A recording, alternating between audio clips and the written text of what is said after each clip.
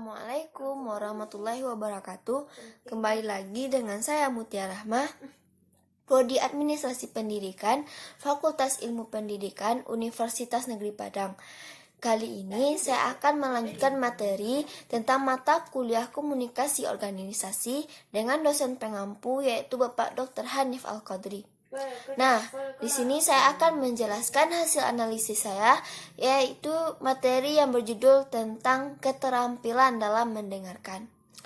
Ketidakmampuan seorang untuk berkomunikasi adalah akibat kegagalan seseorang untuk mendengarkan orang lain secara efektif atau secara terampil dan penuh pengertian. Komunikasi yang dikatakan secara efektif itu sangat bergantung kepada keterampilan dalam mengirim pesan atau dalam menerima pesan. Keterampilan mendengarkan seharusnya mengiringi keterampilan dalam bertanya pula dalam berkomunikasi tersebut. Sehingga karena sebaik apapun komunikasi yang kita lakukan terhadap seseorang, jika kita tidak menerapkan keterampilan mendengar, maka komunikasi tersebut belum bisa dikatakan komunikasi yang efektif. Kemampuan mendengar itu kita gunakan secara aktif, karena jika kita menggunakan kemampuan mendengar itu kita dapat mendapatkan suatu informasi dari pembicara dan kita tahu sikap dan tujuan si pembicara tersebut, sehingga kita memahami maksud pembicara tersebut bahwa dia ingin menyampaikan sesuatu secara objektif. Ingatlah satu kalimat ini, alam telah menciptakan manusia satu mulut, yang mana artinya Allah telah menciptakan kita satu mulut dan dua telinga, yang mana maksud dan tujuan Allah menciptakan tersebut yaitu kita lebih memperbanyak lagi mendengarkan seseorang dalam berbicara, memahami maksud dari pembicaraan tersebut, daripada kita berbicara tanpa ada maksud dan tujuan yang kita bicarakan tersebut. Dapat kita lihat pada saat sekarang ini, sayang sekali banyak orang-orang yang justru lebih suka didengarkan pembicaraannya tersebut.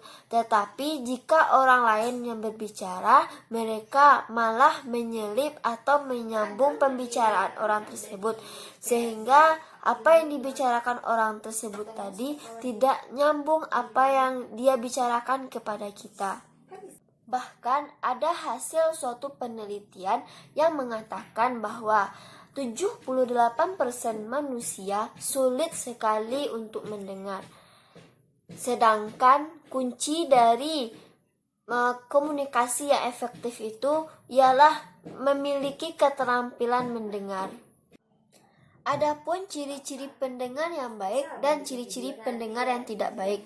Yang A, ciri-ciri pendengar yang tidak baik. Yang pertama, ketika kita berkomunikasi dengan seseorang, maka orang tersebut suka menyela dalam pembicaraan kita. Sehingga ini merupakan ciri utama yang dimiliki oleh setiap pendengar yang tidak menggunakan keterampilan dalam mendengar.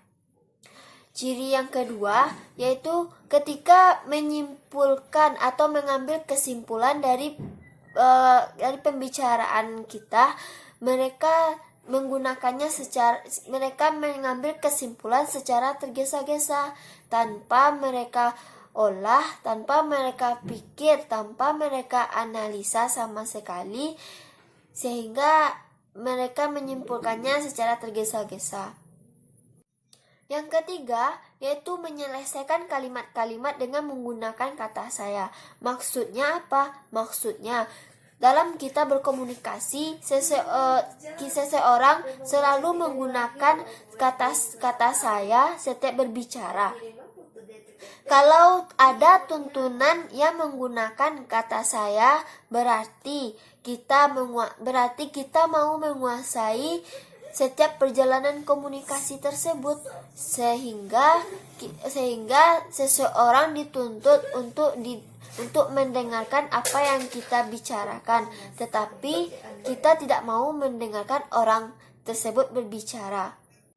Yang keempat, yaitu kurang memperhatikan, yang mana kita sebagai pendengar harus dituntut untuk memperhatikan lawan bicara kita, yaitu mata kita harus fokus saat orang tersebut berbicara, sehingga mata kita tidak boleh melihat kemana-mana yang tidak tahu arah dan tujuannya apa.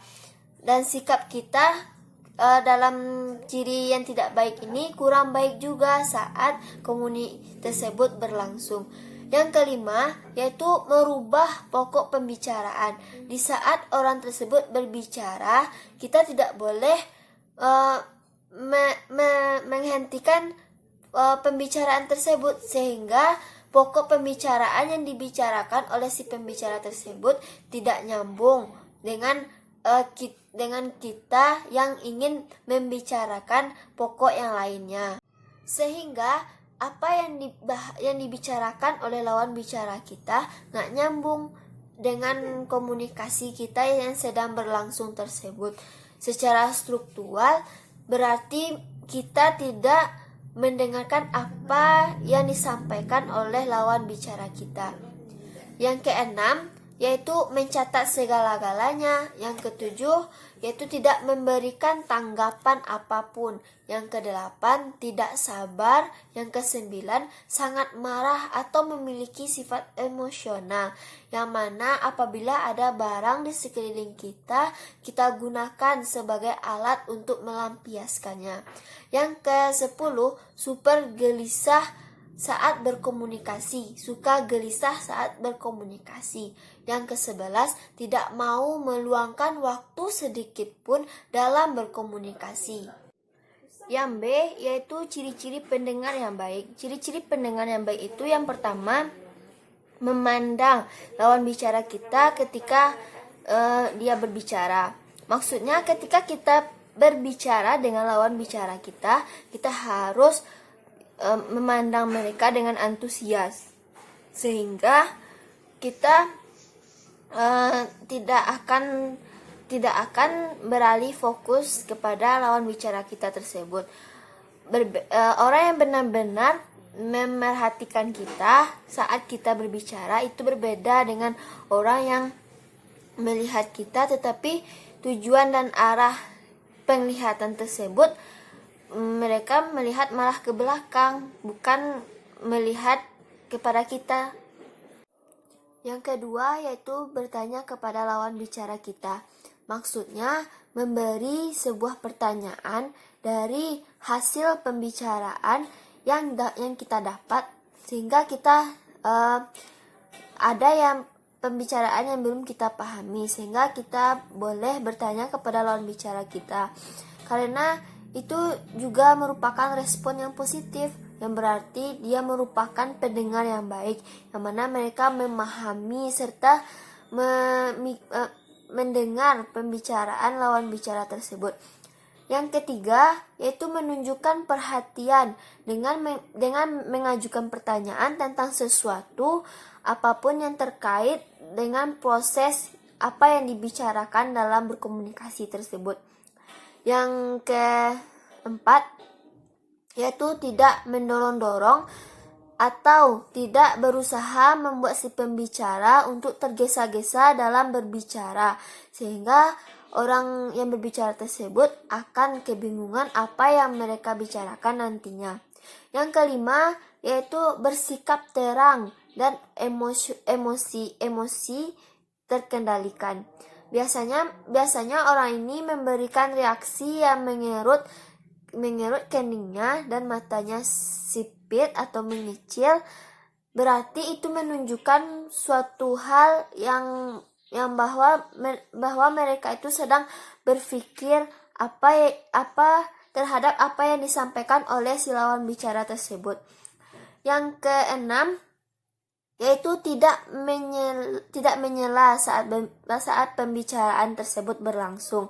Yang ketujuh, mengikuti pokok pembicaraan sampai selesai. Yang kedelapan, tidak cepat atau tergesa-gesa merubah pokok pembicaraan. Yang kesembilan, menyelesaikan suatu argumen pikiran secara bertahap-tahap. Dari beberapa sumber atau dari jurnal penelitian selalu mengidentifikasikan bahwa salah satu keterampilan yang paling utama sekali yaitu keterampilan mendengar. Ada beberapa keterampilan lainnya yang mendukung saat berkomunikasi. Yang diantaranya yaitu yang pertama sekali keterampilan dalam mendengar, yang kedua keterampilan dalam bertingkah laku atau asertif, yang ketiga keterampilan menyelesaikan konflik, yang keempat keterampilan membaca situasi, yang kelima keterampilan melakukan persuasi, dan masih banyak yang lainnya. Tapi di sekian banyak keterampilan saat berkomunikasi, yang paling sulit dilaksanakan yaitu keterampilan mendengar. Walaupun itu hanya sekedar sederhana, tetapi sangat sulit dilaksanakan oleh setiap orang dalam berbicara. Penelitian yang pernah dilakukan pada tahun 1928 kemudian diulang lagi di tahun 80-an dan terakhir diulang lagi yaitu pada tahun 2018, yang mana hasilnya tidak jauh berbeda dengan yang sebelumnya, bahwa yang paling sulit dalam keterampilan berkomunikasi itu yaitu keterampilan atau kemampuan mendengar. Karena kemampuan mendengar itu secara alamiah atau naruliyah atau insting kita dalam menerima rangsangan pembicaraan lawan bicara kita tersebut. Bukan hanya ciri-ciri pendengar yang baik dan ciri-ciri pendengar yang tidak baik yang harus kita ketahui, tetapi hambatan-hambatan dalam kemampuan mendengar kita harus juga mengetahuinya. Yang pertama, hambatan tersebut yaitu sibuk dengan diri kita sendiri, yang mana artinya jika kita udah sibuk pada diri kita sendiri, maka sehingga kita lupa bahkan tidak peduli dengan lawan bicara kita sendiri. Yang kedua, sibuk karena ada masalah eksternal. Contohnya, kita lagi konsentrasi saat mendengarkan pembicaraan lawan bicara kita atau sekelompok orang yang berbicara, tetapi ada suatu masalah yang terjadi, maka komunikasi kita akan tidak berjalan dengan lancar karena kita berpikir ke masalah eksternal tersebut, bukan berpikir atau terfokus dengan lawan bicara kita tersebut. Yang ketiga yaitu asimilasi, yaitu berpikir atau bersikap sesuai prasangka pribadi kita sendiri tanpa memikirkan orang lain. Yang keempat yaitu faktor kawan dan lawan. Jika kita memiliki kawan, pasti berbeda cara kita berbicara dengan lawan kita. Kalau kita berbicara dengan kawan kita menggunakan perasaan. Tetapi jika kita berbicara dengan lawan kita, apapun yang dibicarakan oleh lawan tersebut, baik itu penting ataupun tidak, maka kita tidak akan peduli sama sekali apa yang diucapkan oleh lawan kita tersebut. Yang kelima yaitu mendengarkan yang diharapkan. Artinya hanyut dalam pesan pembicaraan, tidak mendengarkan apa yang dikatakan, melainkan kita mendengarkan apa yang diharapkan. Jadi kita dalam berbicara itu harus mengucapkan sesuai dengan kata-kata, bukan sesuai dengan harapan yang kita inginkan. Jadi kita masuk ke yang terakhir, yang mana ini barangkali berkaitan dengan etik moral dalam berkomunikasi.